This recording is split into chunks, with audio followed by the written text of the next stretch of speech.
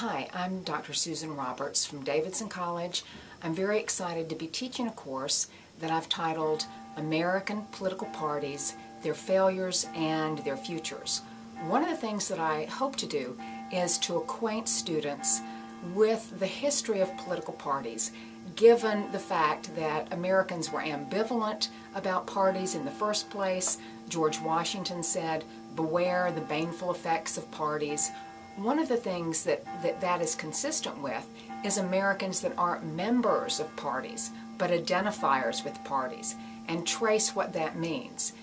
In a nutshell, I'm going to look at parties as organizations, parties in the electorate, and party in government. And I think you can find that those are three different aspects.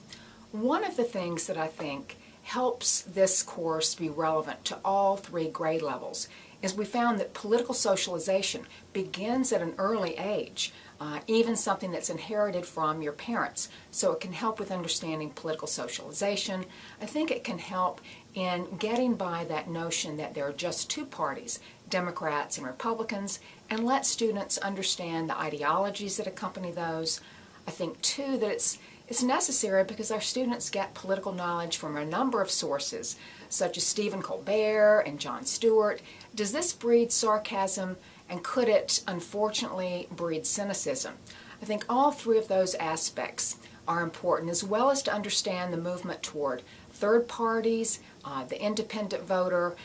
I approach these with a nonpartisan address. I do programs on public affairs, programs such as Flashpoint or WBT, and I'm there as the person that really takes the middle ground when other two parties are represented. And I think that helps, it might help you address this question of politics and parties in a way that your students can understand without thinking it's bifurcated and without having them try to identify you as a particular partisan.